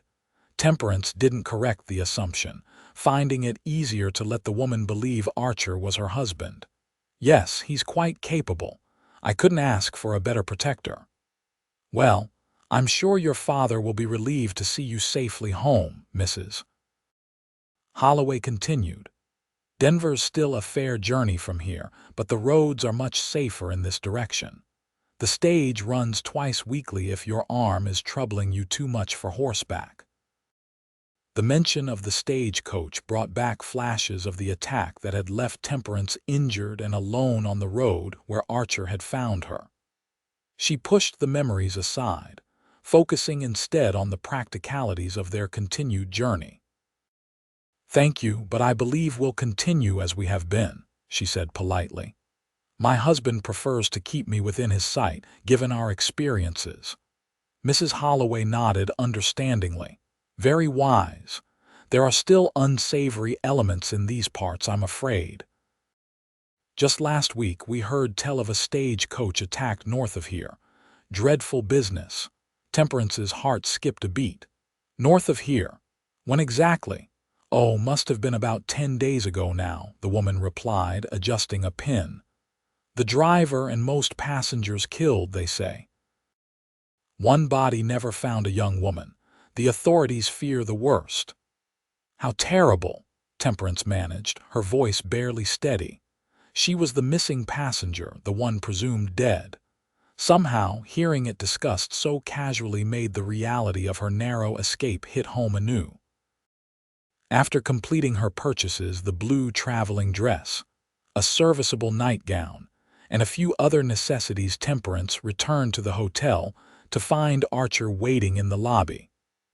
The relief on his face when he saw her was palpable. "I was beginning to worry," he admitted as they walked together to the hotel's dining room for lunch. "Everything go well at the Modistes?" "Yes, but—" She lowered her voice. "I heard them discussing the stagecoach attack." "My attack?" "They said all passengers were killed except one young woman whose body was never found. They presume I'm dead, Archer." His expression darkened. "That means no one is looking for the perpetrators. They think they've gotten away with murder." "And they have, for the most part," Temperance said grimly. "All those people." Archer squeezed her hand reassuringly. "Once we get you safely to Denver, I'll make sure the proper authorities are notified. Those men won't escape justice." Over lunch, they discussed their plans for the remainder of the journey. With the threat of pursuit hopefully behind them, they could take a more direct route to Denver, possibly arriving in as little as 4 days. "We'll leave at first light tomorrow," Archer decided. "The roads from here are well traveled, which means more safety but also less privacy. We'll need to be more circumspect in our interactions." Temperance understood his meaning. In the wilderness, they had been free to develop their relationship without scrutiny. Back in civilization, the unmarried daughter of a prominent banker could not be seen to be overly familiar with her male escort without risking her reputation. "I understand," she said. though the thought of returning to formal social constraints chafed after the freedom she'd experienced with Archer. In public, we'll be properly distanced. But Archer, my feelings haven't changed. Nor have mine, he assured her, his voice low. We just need to be careful until we reach Denver and can speak with your father. That evening, they dined in the hotel restaurant, maintaining a proper distance and conversing about neutral topics for the benefit of any observers. After dinner, Archer escorted Temperance to her room, pausing at the door. "Sleep well," he said formally, though his eyes conveyed much more than his words. "I'll knock at dawn." "Good night, Mr. Lawson," she replied with equal formality, fighting the urge to reach for him, to feel his arms around her one more time before they resumed their public personas completely. As if reading her thoughts, Archer glanced quickly up and down the empty hallway, then leaned in to place a swift, tender kiss on her lips. "For dreams," he whispered before straightening and turning to walk to his own room. Temperance touched her lips, the brief contact leaving her wanting more. She entered her room with a sigh, knowing sleep would be elusive tonight. True to his word, Archer knocked on her door at first light.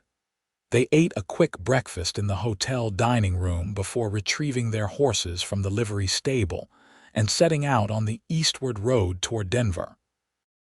The terrain became increasingly settled as they traveled, farms and ranches giving way to small towns and villages as they approached the more populous areas surrounding Denver.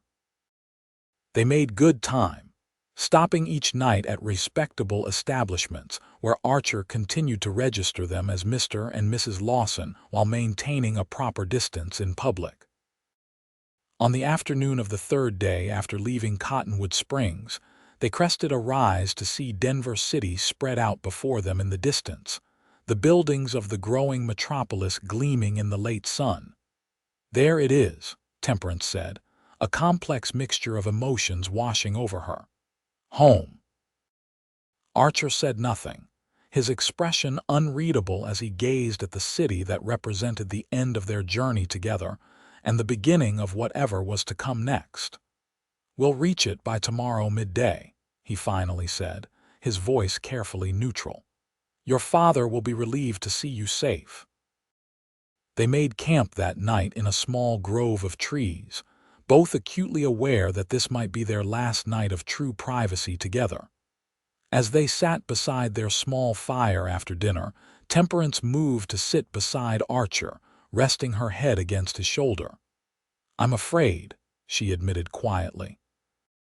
His arm came around her, drawing her closer. "Of what? Of tomorrow? Of my father's reaction? Of losing this?" She gestured between them, "once we're back in the world of social rules and expectations." Archer turned to face her fully, cupping her face in his hands with infinite tenderness.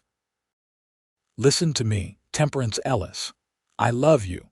That won't change whether we're in the wilderness or the finest drawing room in Denver. We'll face whatever comes together. Promise me," she whispered, her eyes searching his. "Promise me you won't simply deliver me to my father's door and ride away, no matter how unwelcoming he might be." "I promise," Archer vowed solemnly. "I won't leave you unless you ask me to go." Their lips met in a kiss that held both reassurance and an edge of desperation, each trying to communicate all they felt in this moment suspended between their journey and whatever awaited them in Denver. Later, as they lay in their bedrolls gazing up at the stars, Temperance voiced the question that had been growing in her mind. "What kind of life would you want for us, Archer? If my father approves, if everything works out as we hope?" He was silent for a long moment, considering. "Not my cabin," he finally said. "It's too isolated for someone like you who brings music and light wherever she goes. But not the city either, with all its noise and constraints. Something in between, perhaps. A small ranch not too far from town. Enough land to breathe freely, but close enough to visit your father regularly and enjoy some of the comforts of civilization. The picture he painted was so clear, so appealing, that Temperance felt tears spring to her eyes. "It sounds perfect," she whispered. "We'd have horses," he continued, warming to the vision. "Good stock, maybe a few cattle, a vegetable garden for you. I've seen how you enjoy growing things, a proper piano in the parlor so you can play in the evenings." "And children?" Temperance asked softly. Would there be children in this dream of yours? Even in the dim firelight she could see Archer's expression soften. "Yes," he said simply. "A houseful if you wanted. Boys with your honey-colored eyes, girls with your strength and grace." Temperance reached for his hand across the space between their bedrolls. "I want that future, Archer, with you, whatever it takes." He squeezed her hand, his eyes reflecting the starlight above. "Then we'll make it happen, together." Morning came too quickly, the rising sun signaling the final leg of their journey. They packed up camp in a subdued mood, both preoccupied with thoughts of what awaited them in Denver. As they rode, the city grew larger on the horizon, the scattered farmhouses becoming more frequent, until they gave way to proper neighborhoods with paved streets and substantial houses. Temperance directed Archer toward the fashionable district where her father's house stood, a large Victorian structure set back from the street behind a well-tended garden. They paused at the end of the block, both suddenly reluctant to take the final steps that would end their journey. "Are you ready?" Archer asked, studying her face intently. Temperance nodded, though her heart was racing. "As ready as I'll ever be." They approached the house slowly, aware of curious glances from neighbors and passers-by. Temperance knew they must make a strange sight, she in her modest traveling dress with her arm still splinted, Archer in his trail-worn clothing, both dusty from the road. As they reached the gate, the front door of the house flew open, and an older man with silver-streaked dark hair rushed out, his face a mask of disbelief and hope. "Temperance," he called, his voice breaking. "My God, is it really you, Father?" Temperance dismounted quickly with Archer's help, rushing up the garden path to be enfolded in her father's embrace. "They told me you were dead," Henry Ellis said, his voice choked with emotion as he held his daughter tightly. "The authorities found the stagecoach, the bodies. When they couldn't find you, they assumed." "I know, Father," Temperance soothed, her own tears flowing freely. "But I'm here. I'm safe." Henry finally released her, holding her at arm's length to examine her, his eyes widening at the sight of her splinted arm and the healing cut on her forehead. "You're injured. What happened? How did you survive?" "It's a long story," Temperance said, turning to gesture toward Archer, who had remained respectfully by the gate. "And I wouldn't be here without Archer Lawson. He found me wounded beside the road and promised to get me home safely." "He's kept that promise, Father, at great personal risk." Henry's attention turned to Archer, really seeing him for the first time. His expression was guarded but not unwelcoming as he approached the gate. "Mr. Lawson, it seems I owe you a debt I can never repay. You've returned my daughter to me when I thought her lost forever." Archer removed his hat, meeting the older man's gaze directly. "No debt, sir. Anyone would have done the same." "I think we both know that's not true," Henry said shrewdly. "Please come inside. You must be exhausted from your journey, and I want to hear the full story of my daughter's rescue." Archer hesitated, glancing at Temperance uncertainly. She nodded encouragingly, and he finally stepped through the gate, following father and daughter into the imposing house. The interior was exactly as Temperance had described, elegant without being ostentatious, comfortable yet clearly the home of a man of means. A middle-aged housekeeper appeared, her face lighting up with joy at the sight of Temperance. "Miss Ellis. Oh, thank the heavens." she exclaimed, rushing forward to embrace the young woman before remembering her place and stepping back with an apologetic glance at Henry. "It's all right, Mrs. Porter," Henry said with a smile. "This is a day for breaking with formality. Please have Bessie prepare the blue guest room for Mr. Lawson and bring refreshments to the library. And send for Dr. Mitchell to attend to my daughter's injuries." As the housekeeper hurried off to comply, Henry led them to a comfortable library lined with books. Archer looked distinctly uncomfortable amidst the luxury surrounding him, but took the offered seat near the fireplace. Over the next hour, Temperance and Archer took turns relating the story of their journey from Archer finding her wounded beside the road to their narrow escape from the pursuing men and their gradual progress toward Denver. They carefully omitted the more personal aspects of their relationship, though Temperance noticed her father watching them with shrewd eyes, clearly detecting the undercurrents in their interactions. When the story was complete, Henry sat back in his chair, regarding Archer with new respect. "You've shown extraordinary character, Mr. Lawson. Not many men would have undertaken such a journey for a stranger, much less carried it through against such odds." "Temperance is worth every effort, sir," Archer replied simply, his eyes briefly meeting hers across the room. The moment was interrupted by the arrival of Dr. Mitchell, a kindly older man who examined Temperance's injuries with professional thoroughness. "You've done an excellent job with this splint," he commented to Archer. "The bone is healing well. Another few weeks, and she should regain full use of the arm." After the doctor left, promising to return in a few days to check on Temperance's progress, Henry insisted that Archer stay for dinner. "It's the least I can do to begin to show my gratitude," he said firmly, when Archer attempted to decline. As they dined that evening in the formal dining room, Temperance was acutely aware of the contrast between this meal and the simple one she had shared with Archer on the trail. Here, surrounded by fine china, crystal, and attentive servants, the intimacy they had developed seemed suddenly remote and fragile. After dinner, Henry invited Archer to join him for brandy in the library, giving Temperance a significant look that clearly indicated she should retire for the evening. She reluctantly obeyed, knowing her father intended to speak privately with Archer but anxious about the content of their conversation. In the library, Henry poured 2 generous glasses of brandy, handing one to Archer before settling into his chair by the fire. "I imagine you know what I wish to discuss, Mr. Lawson." Archer nodded, holding the expensive crystal awkwardly. "Your daughter, sir." "Indeed," Henry confirmed, studying the younger man over the rim of his glass.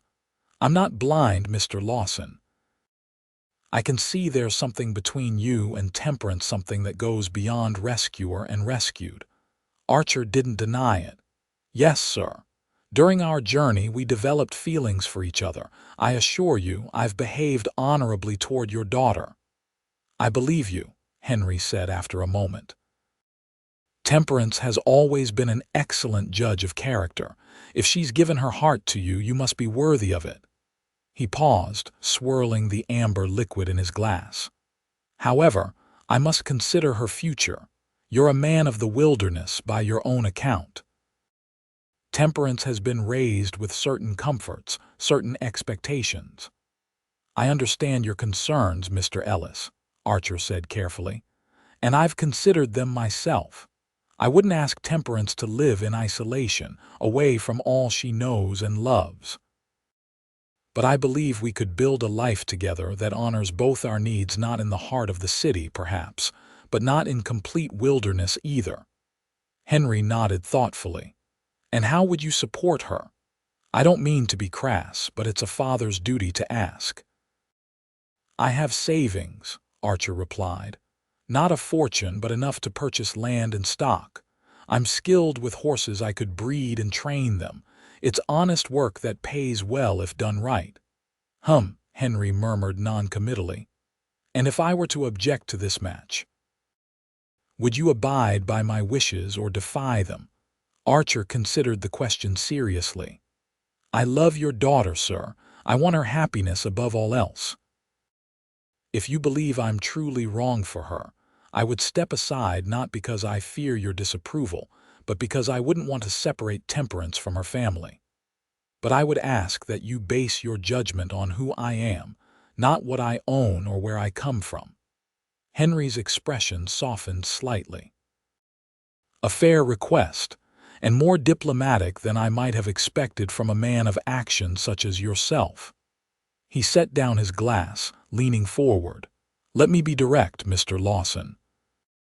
I had plans for Temperance, a suitable match with the son of a business associate, a comfortable life here in Denver, grandchildren raised in the society I've worked hard to be part of." Archer nodded, his face impassive though his heart sank at the words. "However," Henry continued, "those plans mean nothing compared to my daughter's happiness. When I thought I'd lost her—" His voice faltered momentarily. "Well, let's just say it gave me perspective. Temperance has always been strong-willed with a mind of her own.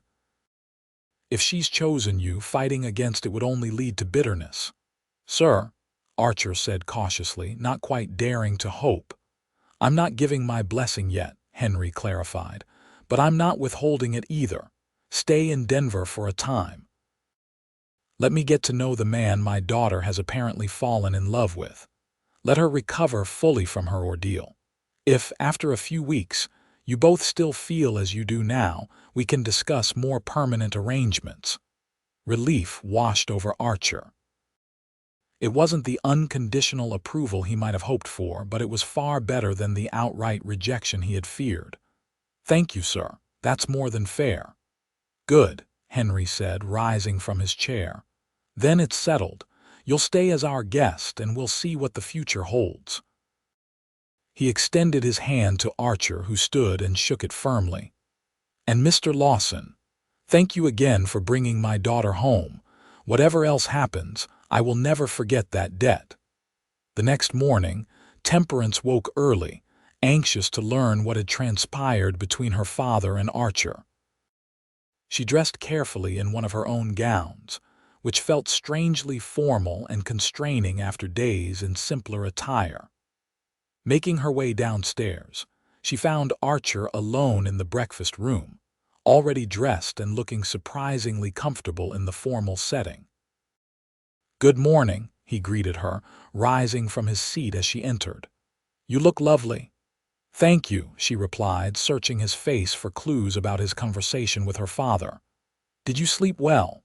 "Better than I expected," he admitted. "Your father has a very comfortable guest room." Temperance couldn't contain her curiosity any longer. "What did my father say to you last night? About us?"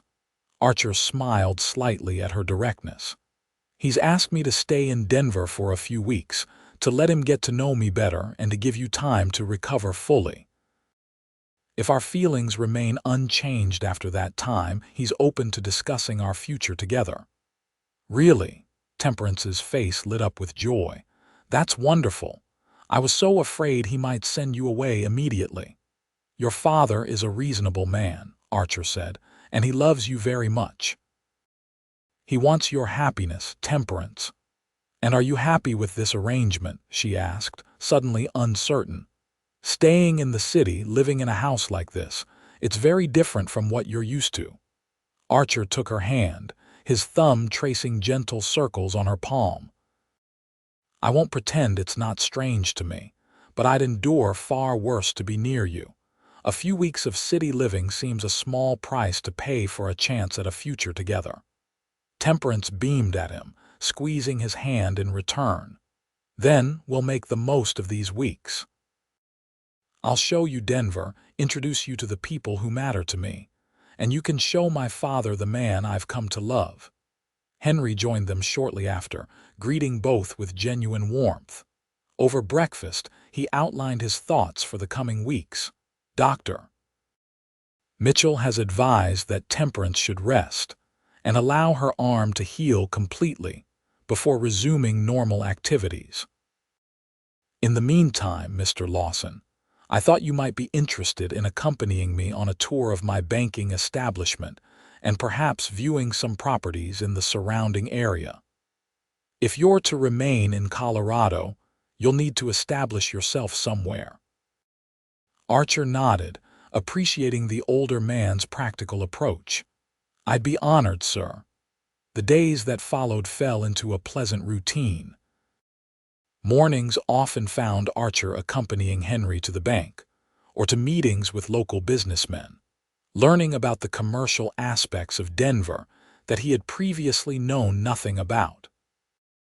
Afternoons were spent with Temperance, sometimes taking gentle walks through the gardens or nearby park as her strength returned, other times simply sitting together in the library, talking or reading.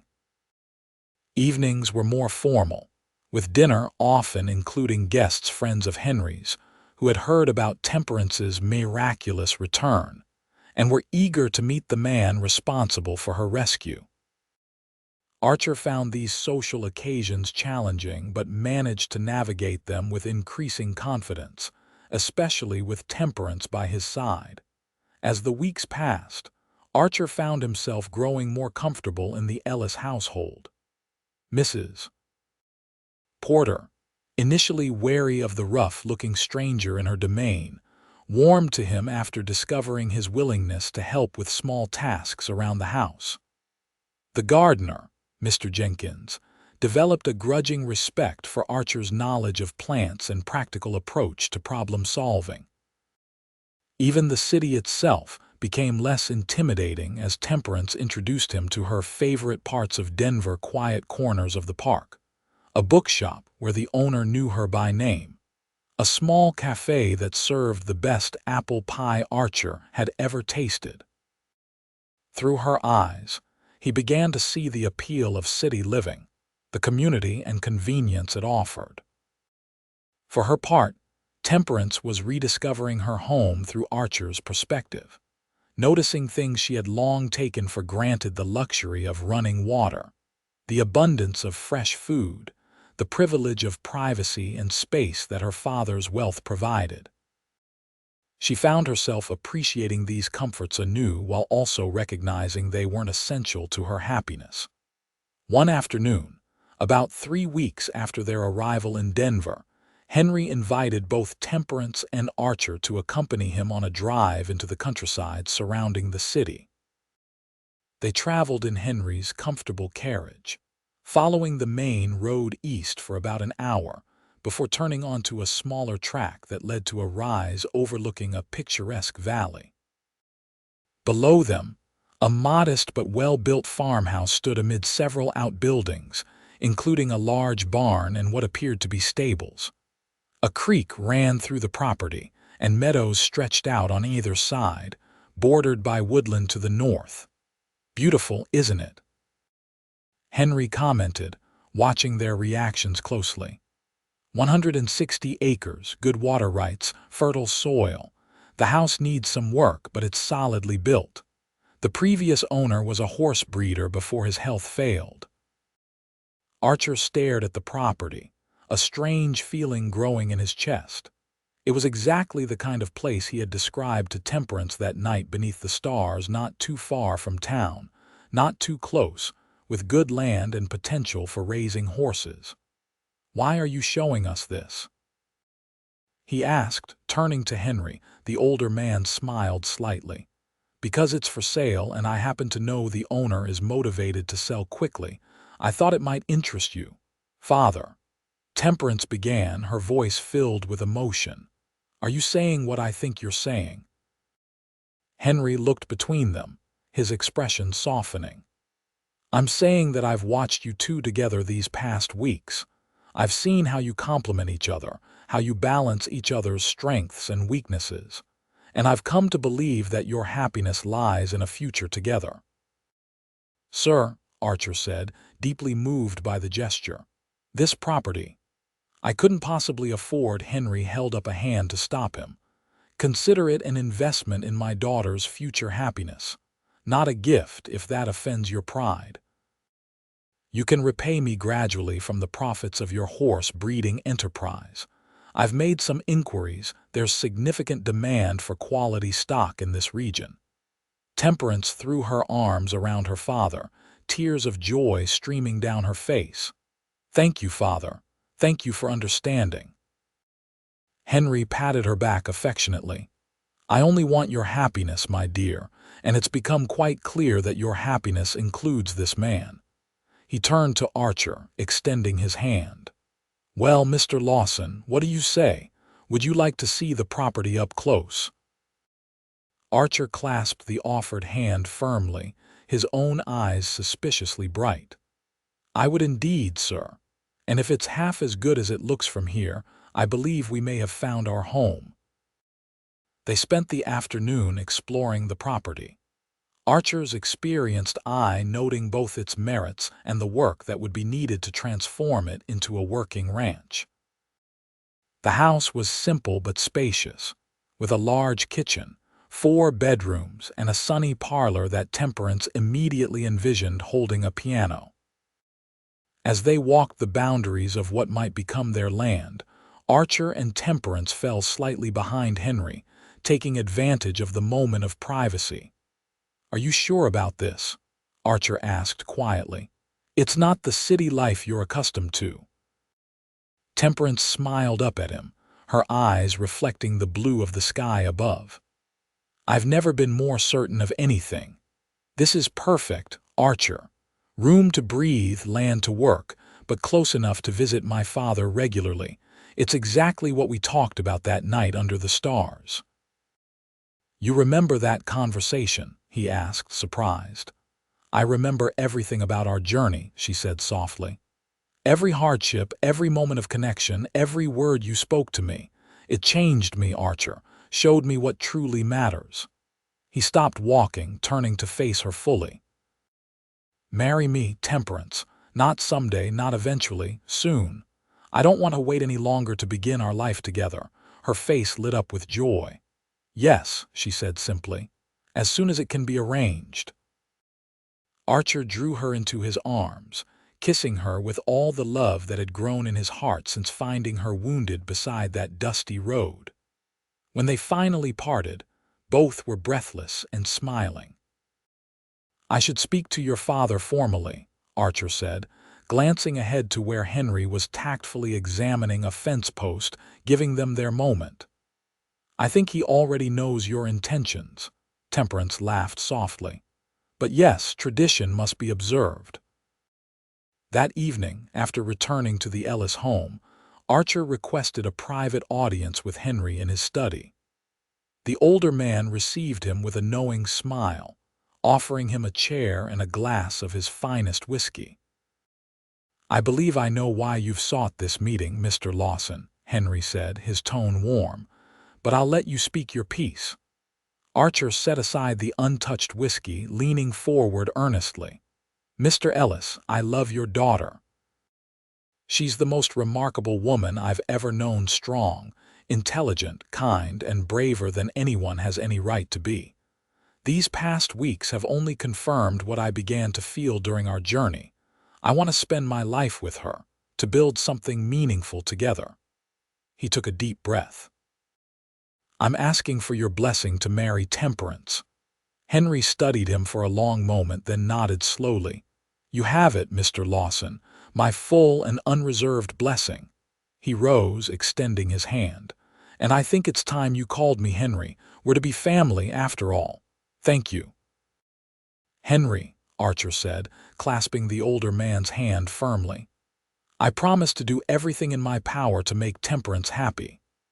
I believe you will, Henry said sincerely. Now shall we call in my daughter and share the good news, though I suspect she already knows. Indeed, when Temperance was summoned to the study, her radiant smile made it clear she had been waiting anxiously for the outcome of their conversation. At her father's nod of confirmation, she flew into Archer's arms, laughing and crying at once. When? Henry asked practically, watching their joyful embrace with misty eyes. "How soon do you young people want this wedding to take place?" Temperance looked to Archer, who smiled and said, "As soon as the property purchase can be completed and we can make the house habitable. A month, perhaps." "A month it is," Henry agreed. "Enough time for proper preparations, but not so long that you too become impatient." His eyes twinkled with understanding. "And Temperance's arm should be fully healed by then, which will make the wedding night more comfortable." "Father!" Temperance exclaimed, blushing furiously while Archer looked equally embarrassed. Henry laughed heartily. "Forgive an old man his teasing. Now let's open that champagne I've been saving for a special occasion. This certainly qualifies." The following weeks passed in a whirlwind of activity. The property purchase was completed with remarkable speed, thanks to Henry's influence and connections. Work began immediately on the house repairs, fresh paint, new furniture delivered from Denver's finest stores. Temperance oversaw much of the interior preparations, while Archer focused on the outbuildings and fencing, already planning for the horses he would acquire to begin his breeding program. In Denver, wedding preparations were underway. Though Temperance insisted on a relatively simple ceremony, Henry was determined that his only daughter's wedding should be a memorable event. The guest list included Denver's most prominent citizens as well as a few surprises Archer's former colleagues from his lawman days, located through Henry's network of contacts, and even Mrs. Holloway from Cottonwood Springs, who had become something of a friend to Temperance during their brief acquaintance. As the wedding day approached, Temperance's arm healed completely, the splint finally removed to reveal skin pale from its confinement, but the bone strong and properly mended. Dr. Mitchell pronounced her fully recovered, with no lasting effects from her ordeal beyond a small scar on her forehead, mostly hidden by her hairline. The night before the wedding, Archer and Temperance took a quiet walk through the gardens of the Ellis home, savoring their last evening before becoming husband and wife. "Nervous?" Archer asked, noting her thoughtful expression. "Not about marrying you," Temperance assured him, squeezing his hand. "Just thinking about how much has changed since the day you found me beside that road. If someone had told me then that I'd be marrying my rescuer within 2 months, I'd have thought them mad." "Life takes unexpected turns," Archer agreed, drawing her closer. "I rode out that morning just hoping to find game for my dinner. Instead, I found the love of my life. I'm glad I was wounded beside that particular stretch of road," Temperance said softly. "Though I could have done without the broken arm and head injury." Archer chuckled, pressing a kiss to her temple where the small scar remained. "Next time, try to arrange a less painful introduction." "Next time," she teased. "Are you planning to rescue more damsels in distress, Mr. Lawson?" "Only if they're you, Mrs. Soon-to-be Lawson," he replied, his voice growing serious. "You're the only woman I'll ever want to rescue, to protect, to love for the rest of my days." They sealed this promise with a kiss beneath the stars, the same stars that had watched over them during their journey across the wilderness. The wedding day dawned clear and beautiful, perfect for the garden ceremony Henry had arranged. Archer, dressed in a new suit that still felt strange to him despite the tailor's best efforts, waited nervously at the altar erected beneath a flower-covered arbor. When Temperance appeared on her father's arm, Archer felt his breath catch in his throat. She was radiant in a gown of ivory silk, her auburn hair adorned with tiny white flowers, her honey-colored eyes shining with love as they found his across the garden. The ceremony was simple but moving, the couple exchanging vows they had written themselves, promises that acknowledged the unusual beginning of their relationship and the strength of the bond that had formed during their journey together. "I found you wounded beside the road and promised to get you home or die trying," Archer said, his voice steady despite the emotion behind his words. "What I didn't know then was that in saving you, I was saving myself from loneliness, from a life half lived in the shadows of the past. You've become my home, Temperance, and I pledge to love, honor, and cherish you all the days of my life." Temperance's eyes glistened with unshed tears as she replied, "You saw me at my weakest and treated me with nothing but kindness and respect.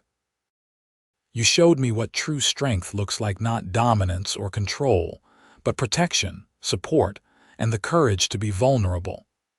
I promise to walk beside you as your equal partner, to build a life of meaning and purpose together, and to love you completely, today and always." As they were pronounced husband and wife, the gathering of friends and family erupted in applause, none more enthusiastic than Henry, who watched with fatherly pride as his daughter embarked on a future different from but perhaps richer than the one he had originally envisioned for her. The celebration that followed was joyous, with music, dancing, and enough food to feed the entire neighborhood. Archer found himself unexpectedly at ease among the guests, many of whom went out of their way to make him feel welcome in their circle. Even Temperance's former suitors offered congratulations that seemed genuinely meant, if tinged with regret at what they had lost. As evening fell, the newlyweds bid farewell to their guests and departed for their new home in the valley. Henry had offered them the use of his carriage for the journey, but they chose instead to ride on horseback, Archer on Maverick and Temperance on the gentle mare he had purchased for her during their journey to Denver, now a beloved companion.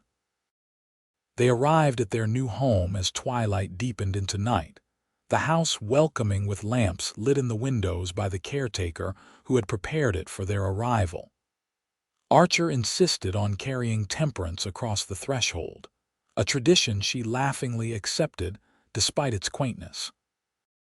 Inside, the house was warm and inviting, a perfect blend of Temperance's refined taste and Archer's more practical sensibilities. Fresh flowers filled vases in the main rooms, and a cold supper waited on the dining table, though neither was particularly hungry after the wedding feast. In the parlor, Temperance's most treasured wedding gift waited, a beautiful piano, her father's contribution to their new home. She ran her fingers lightly over the keys, producing a ripple of perfect notes. "Will you play for me?" Archer asked, coming to stand beside her. She smiled up at him. "Every evening, if you wish it, but perhaps not tonight. Tonight, I have other plans." The look in her eyes left no doubt as to her meaning. Archer drew her to her feet and into his arms, his kiss conveying all the longing that had built between them during their unconventional courtship. "Mrs. Lawson," he murmured against her lips, "I believe it's time I showed you the master bedroom. I've been told it has an excellent view of the sunrise." "Is that so, Mr. Lawson?" she replied, her voice husky with desire. "Then we should certainly investigate, though I doubt I'll be paying much attention to the view tonight." Hand in hand, they ascended the stairs to begin the next chapter of their journey together, a journey that had begun with a wounded woman beside a dusty road and a cowboy's promise to get her home or die trying. That promise had been kept, though neither could have imagined that home would turn out to be not a place but a person, and that the real journey was just beginning. 5 years later, Temperance sat on the wide porch of their ranch house, watching as Archer taught their 3-year-old son, Henry, to sit on his first pony. The little boy, a perfect blend of his parents with Archer's blue eyes and Temperance's auburn hair, giggled with delight as his father led the gentle animal in a small circle. Their 1-year-old daughter, Elizabeth, named after Temperance's mother, slept peacefully in her cradle beside Temperance's rocking chair. The ranch had prospered beyond their expectations. Archer's expertise with horses proving even more valuable than Henry had predicted. Their breeding stock was now sought after throughout Colorado and beyond, their reputation for quality and fair dealing firmly established. Temperance divided her time between helping with the ranch, caring for their children, and maintaining ties with Denver society through regular visits to her father and charitable work with the city's less fortunate. She had found a balance that brought her deep satisfaction, the freedom and purpose of ranch life, combined with the cultural and social connections she had grown up with. As she watched her husband and son, Temperance reflected on the strange twist of fate that had brought her and Archer together. The stagecoach attack that had nearly claimed her life had instead led her to a life richer and more fulfilling than anything she had imagined possible. When Archer returned to the porch, lifting little Henry high above his head before setting him down to play with his wooden toys, Temperance reached for her husband's hand. "Happy?" he asked, settling beside her on the porch swing. "Completely," she assured him, leaning her head against his shoulder. "And you?" "More than I ever thought possible," Archer replied, his arm coming around her shoulders in a gesture that had become as natural as breathing. "Though I'm thinking our family isn't quite complete yet." Temperance smiled, placing his free hand against her stomach. "I was wondering when you'd notice." His eyes widened in delighted surprise. "Really?" "When, winter," she said, laughing at his expression. "Dr. Mitchell confirmed it yesterday when I was in town. Another little Lawson to join our family." Archer gathered her close, his kiss tender and full of promise. "I love you, Temperance Lawson, more today than yesterday, less than tomorrow." "And I love you, my rescuer, my protector, my partner," she replied, her heart full to bursting with gratitude for the man who had kept his promise all those years ago, the cowboy who had found her wounded beside the road and had indeed gotten her home, not to a place but to the truest home of all, his loving arms.